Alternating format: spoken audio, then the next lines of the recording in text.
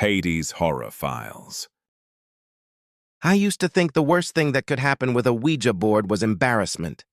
You know, someone laughing, someone pushing the planchette, someone ruining the whole spooky moment with a joke.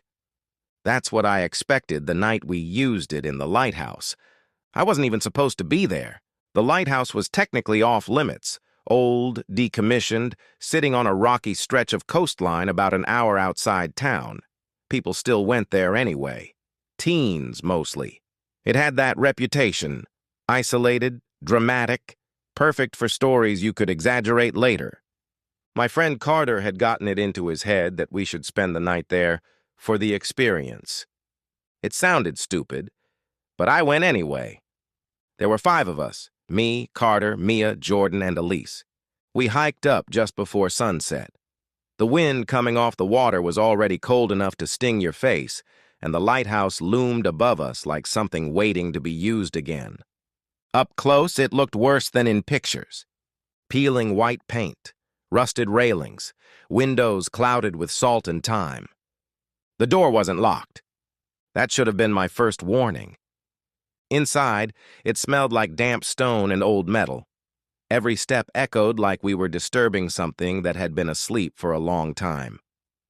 We climbed the spiral staircase in a line, flashlights bouncing off the walls. The higher we went, the stronger the wind got until it sounded like something breathing through the structure itself. At the top was the lantern room. The glass was cracked in places, but still mostly intact. The lens system sat in the center like a giant eye that had stopped working but refused to close. And that's where Carter pulled out the Ouija board. I remember laughing when I saw it. "Seriously?" I said. "You brought that here?" Carter grinned. "Tell me this isn't the perfect place." Mia shook her head immediately. "Absolutely not." Jordan was already sitting down. Elise didn't say anything. She just looked at the ocean like she was listening to it. We set the board on the metal floor in the middle of the room. The wind outside rattled the glass like impatient fingers. Carter lit a small candle he had brought in his backpack. The flame struggled immediately, bending sideways with every gust that leaked through the cracks. "Okay," he said, trying to sound casual. "If anything's here, now's the time." I hesitated, then sat down anyway. I don't know why. That's always the part I can't explain later.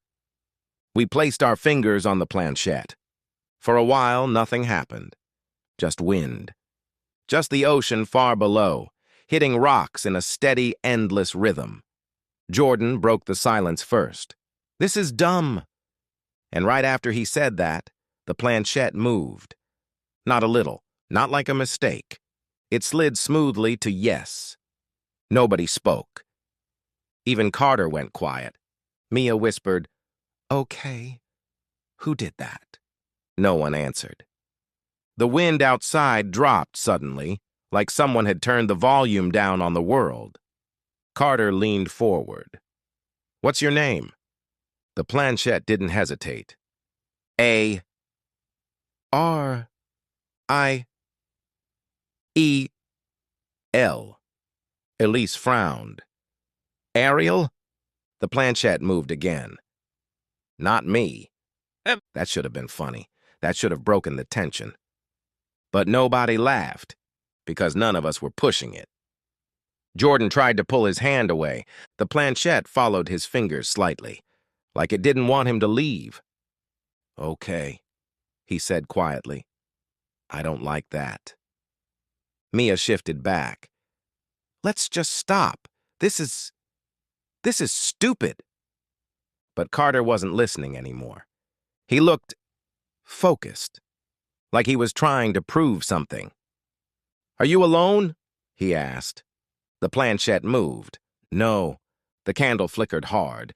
Then the lighthouse itself creaked, not the wind. The structure. A deep, settling groan that came from all around us at once. Elise finally spoke, her voice barely audible. "There's something on the stairs." We all turned. The spiral staircase behind us was empty. At least at first. Then my flashlight caught movement. a shape standing halfway down the stairs, still, watching. It looked like a person, but wrong in the proportions. Too tall, too thin, arms hanging too low. Carter stood up slowly. "Hello?" The shape didn't move. Then it tilted its head. Not like curiosity, like it was adjusting how it was seeing us. Mia grabbed my arm. "We need to go." The planchette moved on its own again. "Don't." Carter stepped forward. "Hey," he said louder, "we're just leaving, okay?" The shape took one step up. The sound of it echoed through the lighthouse like a hammer strike. Then another step. And another. Jordan backed away. "Nope, I'm out. I'm done." But the problem was, there was nowhere to go. Only one staircase, one exit, and whatever was coming up it.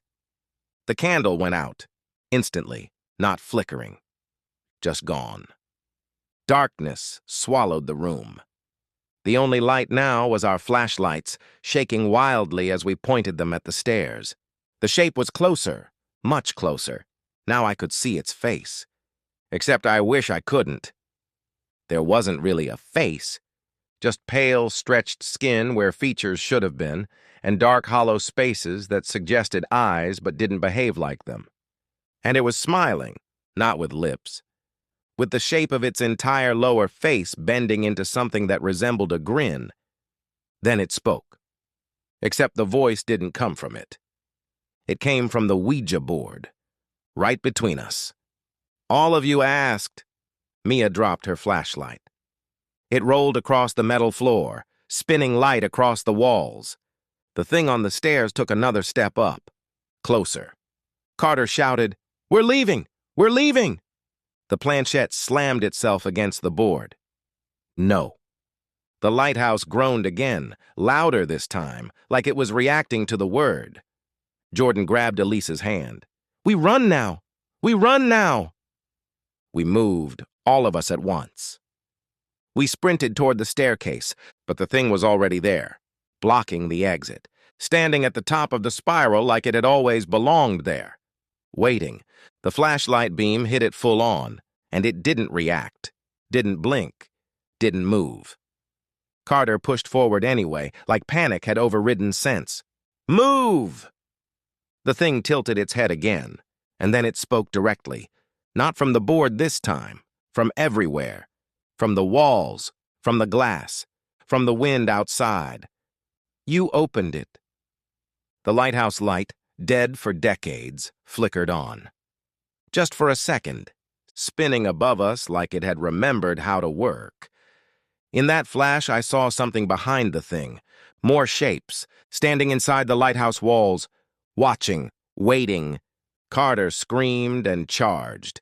I don't know if he was trying to fight it or run through it. He passed right through the space where it stood, and then he was gone. Not thrown, not grabbed, just gone, like he'd never been there. Mia screamed his name. The thing turned its head slowly toward her. The board on the floor cracked loudly. The planchette split down the middle. And everything stopped. The wind died. The lighthouse went silent. Even the ocean below felt muted. Then, one by one, all of us were standing at the bottom of the lighthouse again. Like nothing had happened. No staircase blocking us, no thing. Just us in a circle around the Ouija board, whole, unharmed, confused. Mia whispered, "What just happened?" Elise looked at the board, then she shook her head slowly. "We didn't close it." The words on the board had changed. They weren't carved anymore, they were scratched. Fresh, "Welcome back." We ran. We didn't stop running until we reached the parking lot. Carter was gone. No sign of him anywhere. The police searched for days. Nothing. They called it an accident eventually. Falling cliffs, tide shift, miscommunication. People accept explanations that let them sleep. We didn't. Mia moved out of state a month later. Jordan stopped answering calls. Elise. I don't know what happened to her. I stopped going near the coast after that, but sometimes, when it's really windy at night, I hear something in my apartment, a creaking sound, like a spiral staircase turning slowly in place. And every once in a while, just before I fall asleep, I swear I hear the planchette moving across wood somewhere I can't see, slowly, patiently, waiting for me to ask again.